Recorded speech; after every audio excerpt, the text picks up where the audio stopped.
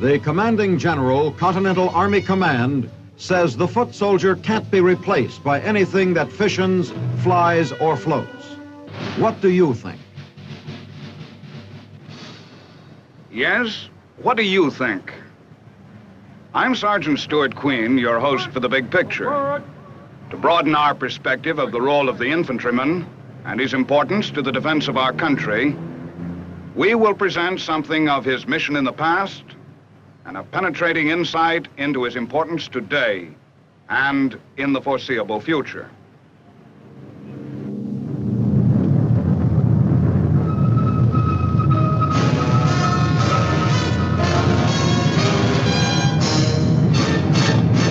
The United States Army presents The Big Picture, an official report produced for the armed forces and the American people.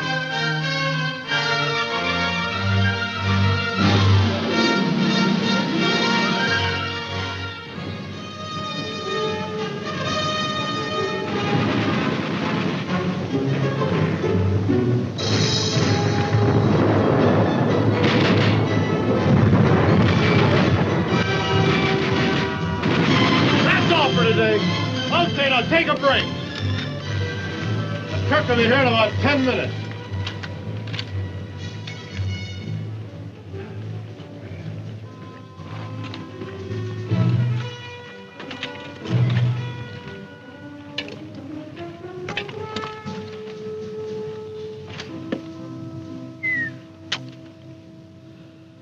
Boy, I've had it. Say, Sergeant, you take this reserve training pretty seriously, don't you? We have you men here for 2 weeks, so we make the best of it, see? Yeah, I see, but I don't know why we keep training with rifles and grenades and things when everybody knows that this push-button warfare is right about here. What with hydrogen bombs, maybe even bigger bombs. What about these nuclear warheads and guided missiles? That makes holding onto a rifle seem pretty futile, doesn't it? That just proves you don't realize that the ultimate weapon in any war is the infantry. Sergeant, we know you guys slugged it out with a rifle during World War II, when a rifleman counted. But a war of the future, why, the infantry will be as antique and as obsolete as the horse cavalry. You think so, huh? Yes, I do. All right, then. You answer this question if you can. Supposing that war you mentioned does come along, and supposing nuclear warheads are used, then what? Then what? Well, then it's all over, isn't it? Is it? What else is there? Somebody has to go in there and secure the area. Probably end up fighting for it with rifles. Now, who do you suppose is going to do all that? Well, you mean that Exactly. The infantry. Now, that's why they call the infantry the ultimate weapon. Hey, how about that, you guys? We are pretty important. Why, you guys are 10 times more important than you ever were before. All right, now let's suppose that nuclear war you mentioned does break out. Why, it'll happen so fast, you're not going to have years or even months to train the troops. They've got to be ready right now. Trained and equipped and ready to go. Well, that's one of the main reasons for the whole reserve training program. You know, Sergeant, that does make a little sense. I just never thought of it that way. It makes a lot more than just sense. It's like having a defense insurance policy all paid up and waiting for you. Yeah, but now look, if this next war does come along, it's going to be a lot different than World War II. None of you men are old enough to remember when Pearl Harbor was hit. But I'll tell you here and now, we weren't ready for any long, tough fight. Yeah, we were pretty lucky. We were lucky we had allies to fill in the gap till we got ready. They bought time for us, so we trained the troops that were eventually needed. Oh, we won, didn't we? Isn't that the important thing? We won, all right. But we spent a lot of time training citizen soldiers, guys just like yourself, who were needed for those final victories. And I'll tell you this, all during those years, while we were getting ready, it was always touch and go. So we dug in and did the best we could. I know, I was in there from the beginning. You were in the Pacific, weren't you, Sarge? Yeah, I was up in New Guinea. If there's ever a campaign that was fought with few soldiers, with little training, it was New Guinea. I remember New Guinea from one end of it to the other. Now, one thing I always remember, we never had enough trained troops. How come? Whose fault was that? It was nobody's fault. It's just we didn't have enough reserve outfits training and ready to go when Pearl was hit. I was up in Hawaii at the time. One of the first outfits sent to Australia, then up to New Guinea. I'll never forget those days. Water and mud were the things that dominated our lives. This was New Guinea. There were months at a time when the rain fell every day, until after a while we didn't even notice we were wet. We lived with it all day and bedded down in it at night.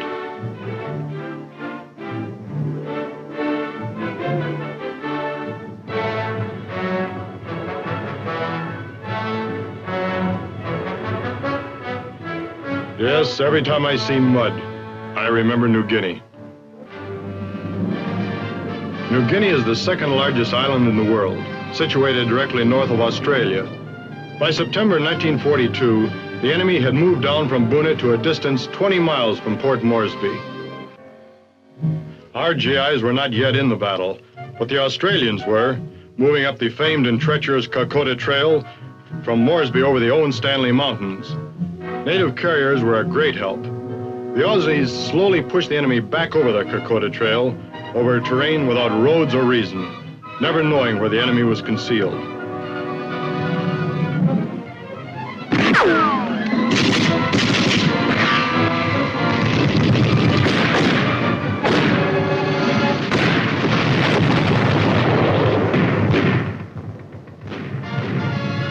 The problem of supplying the Australian troops in the Owen Stanley mountain range, which ascends to 14,000 feet, was solved only by air. But there were no airstrips on which to land and unload the needed ammunition, food, and medicines.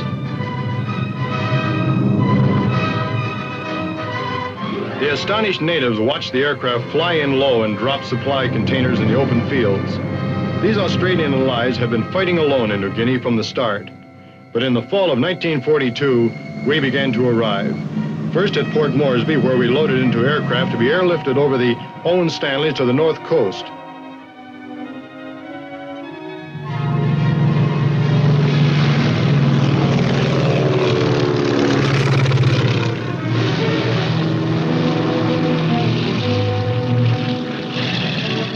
We landed on a strip the Australians had taken from the enemy a short while before.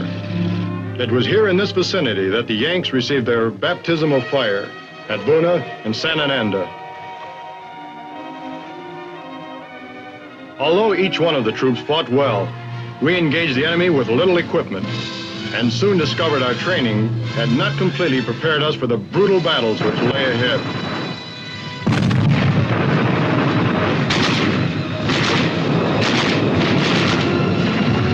Sometimes we found ourselves with our backs to the sea when the tide of battle would suddenly change.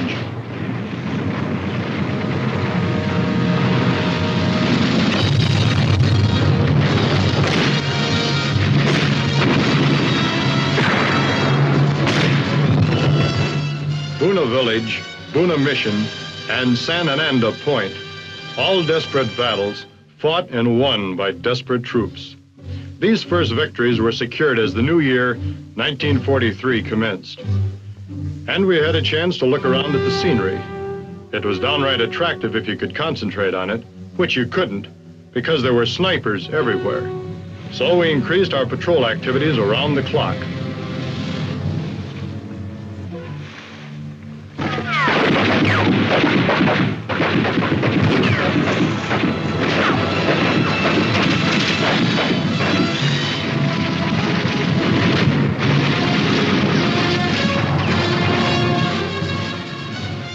Since there were no roads of any consequence along the north coast of New Guinea, and since the jungle grew in a stubborn tangle right down to the beaches, we started to leapfrog from shore to shore westward by small craft and rubber boats.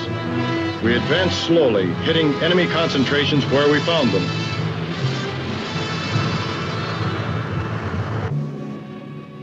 After losing Buna, The enemy loaded 15,000 troops into ships and headed for New Guinea and us. The Allied air forces spotted the convoy in the Bismarck Sea.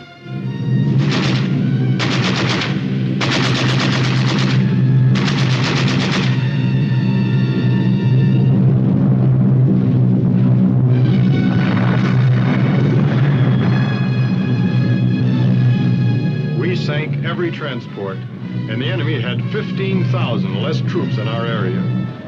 The Air Force was also softening up our next objective, westward from Buna, the Lae-Salamaua sector.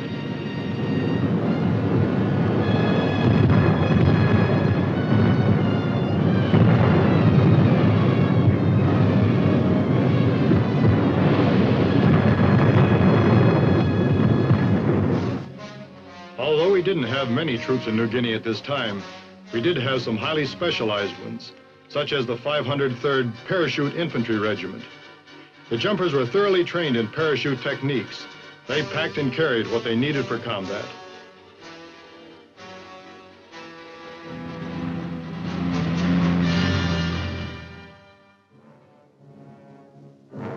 At the airstrip in Moresby, the parachute is loaded into aircraft for their first combat jump.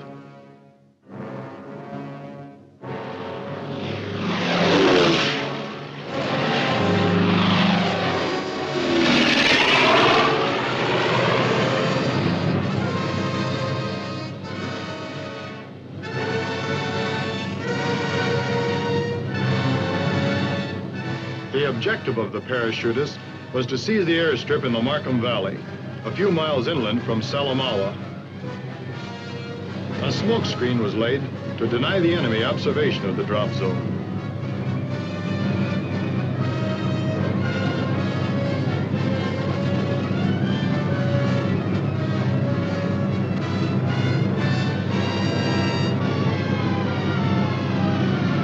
Make no mistake about the parachutes. They are only a means of transportation. The airstrip was seized by these infantrymen on the ground after the jump.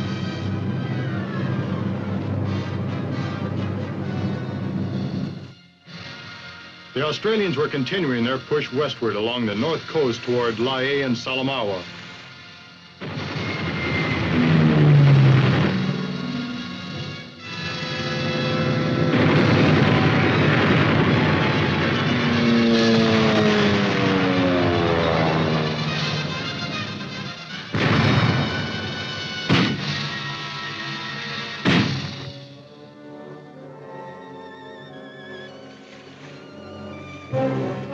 We were converging on Salamaua, too.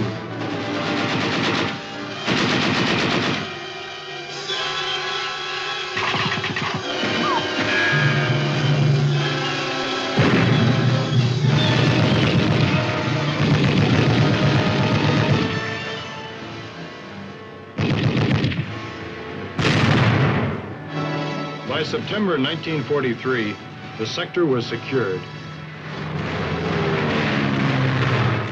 In December of '43, with a few more troops, ships, and planes, we staged our biggest amphibious landing to date.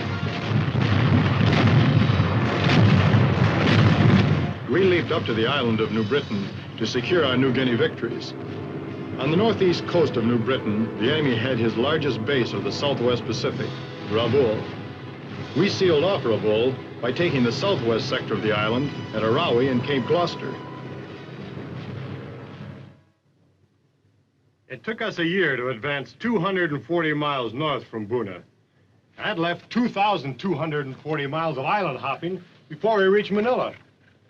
At the rate we were going, it'd take us about 10 years before we reached the capital of the Philippines. We didn't have enough trained troops to go any faster. That's why the United States was lucky to have time to train more troops.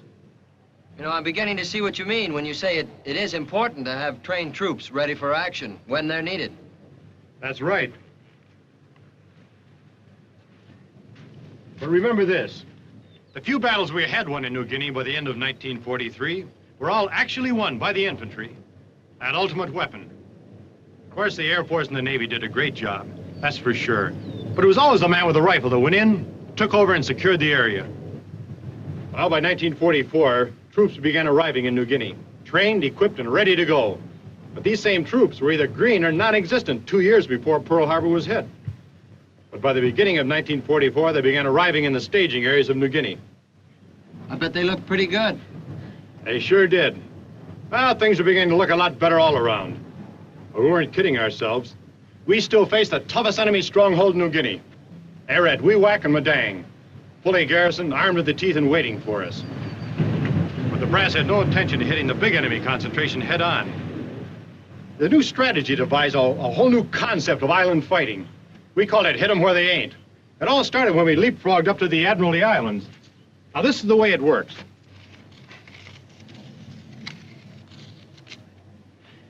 First, the Air Corps clobbered the enemy airstrip on Los Negros, a small island in the Admiralties.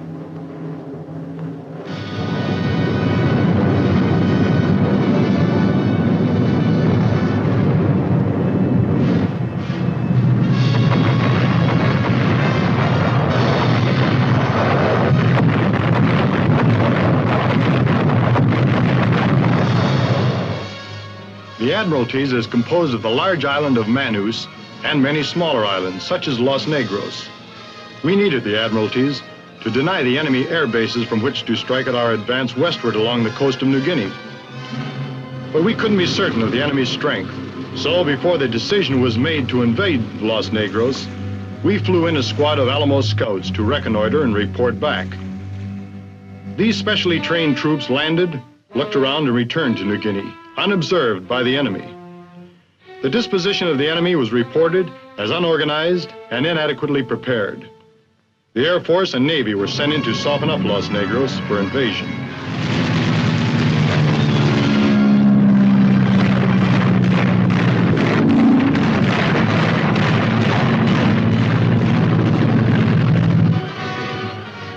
A reconnaissance in force was convoyed to the Admiralties.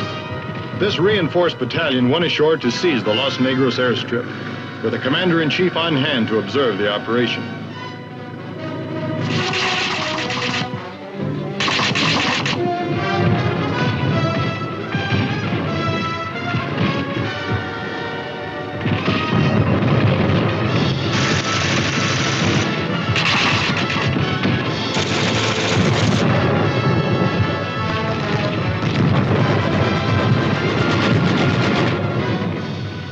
With the airstrip in our possession, we advanced our own air bases to extend our bomber range and to provide fighter cover for further operations. But the battle wasn't over yet. More troops and artillery were needed to overcome the enemy resistance.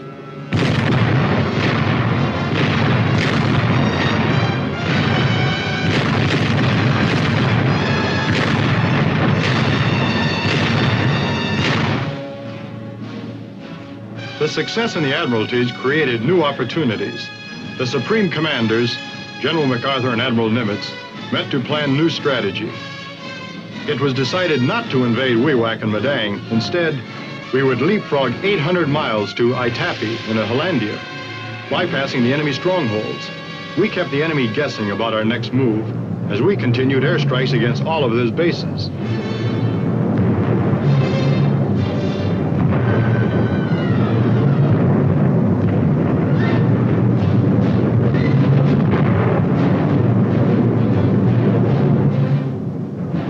Would be the big prize with 3 enemy airstrips. By April 1944, we were ready for Itapi and Hollandia.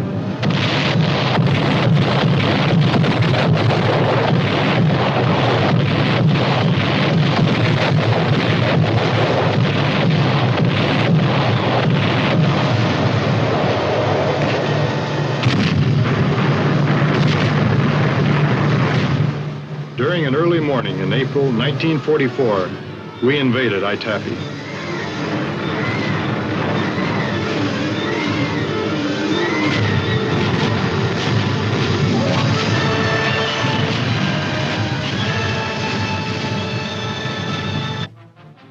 At the same time Itapi was invaded, we hit Hollandia from 2 sides, Tamahamara Bay and Humboldt Bay. Both approaches led inland to Lake Centeni, where the airstrips lay.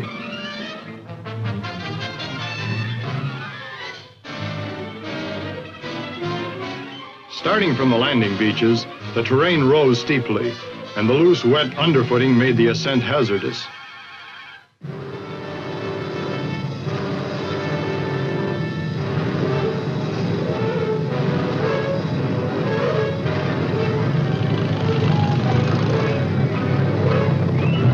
Somehow we managed to get our Amtraks up and inland to the lake. These armed water taxis were a welcome sight after climbing the jungle-encrusted slopes up to the lake. And we rode for a change to the enemy positions.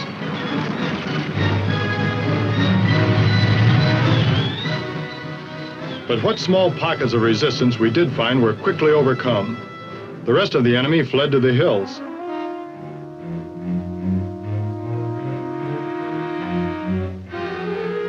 We surveyed our prize, the 3 airstrips, littered with enemy aircraft which would never again attack us. This Hollandia operation was a classic example of the new strategy. Bypass the enemy strongholds and hit them where they ain't.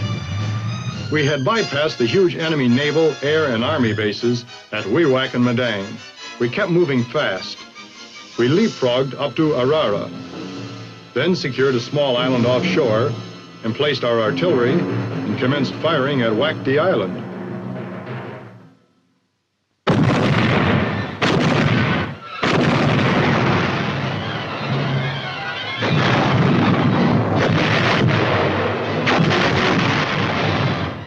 WWII is a small island, and after the relatively easy success of Hollandia, we half expected a pushover here, but we were wrong. There was no room to maneuver. We hugged the narrow strip of beach, but the enemy dug in solid coral, fortified and looking down our throats.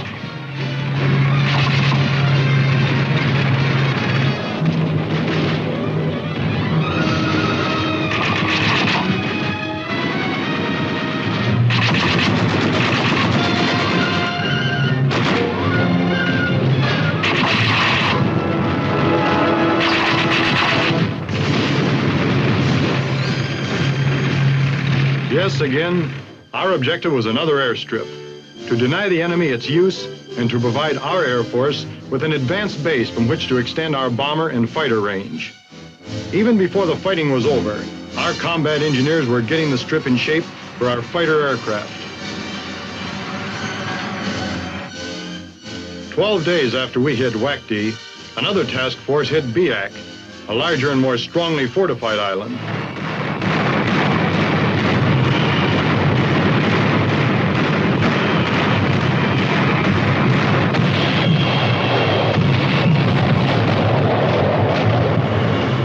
Of the troops hitting the beaches at Biak, many were now veterans of amphibious warfare, but many more were getting their first combat experience. The Biak campaign was to become one of the most difficult in the battle for Nieuw-Guinea.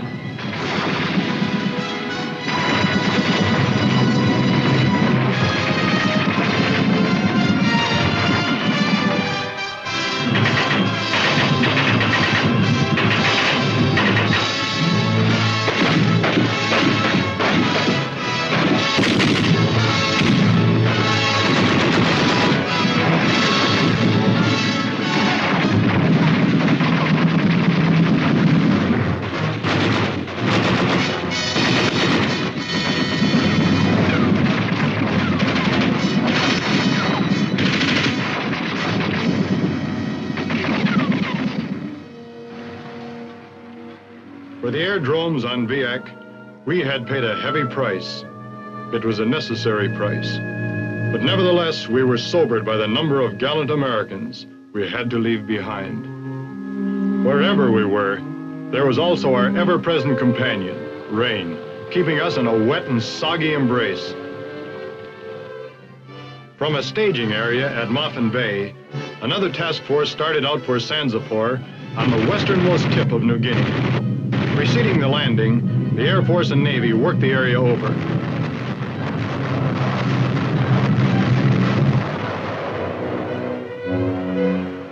Sanzapor turned out to be one of those unexpected surprises. We were prepared for a rugged fight, but the enemy, what there was left of them, just melted away into the jungle, and we grabbed the airstrip without too much trouble. So here we were at Sanzapur.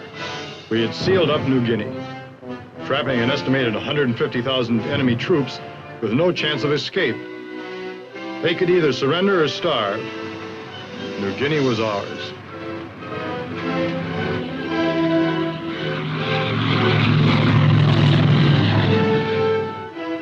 We took Sanzapur 2 years and 8 months after Pearl Harbor. By that time, more troops, trained, equipped, many of them combat veterans, were available and loaded for the next big operation, Leyte in the Philippines. And that's the way it went. Uphill all the way. And I mean uphill. Because we didn't until 1944 have enough trained troops in New Guinea. Ah, it's true, we did all right in the final phase of the New Guinea scrape. But we could have done better. We don't want any more battles like New Guinea. That's all behind us now. I see what you mean. I hope you do. Because that's exactly why we have you men here training now. To be ready just in case anyone does blow the whistle. Well, I don't mean just for nuclear wars, but any brush fire conflict that may come along. Like Korea. That's right. This reserve training program shows any aggressor that we mean business. And that's exactly why we mean business during your 2 weeks here. Okay, here comes the truck. Let's go. On the double.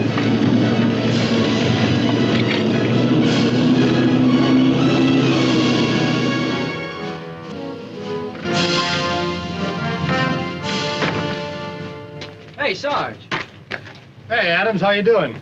Not bad. Now, you know, after 2 weeks of reserve training, well, I feel pretty good. In more ways than one, I bet. How do you mean? Well, you got a couple of weeks of training under your belt. And? Well, I think you understand your role as an infantryman better now, right? Yeah, I know. I'm the ultimate weapon. That's right. If you don't think the Army feels that way, look over there.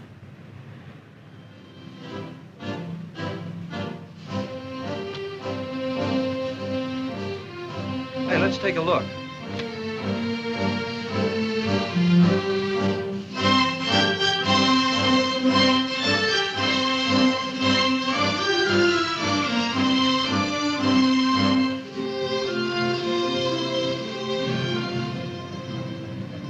A statue in your honor. You and all the other infantrymen, past or present, were the ultimate weapon in any war.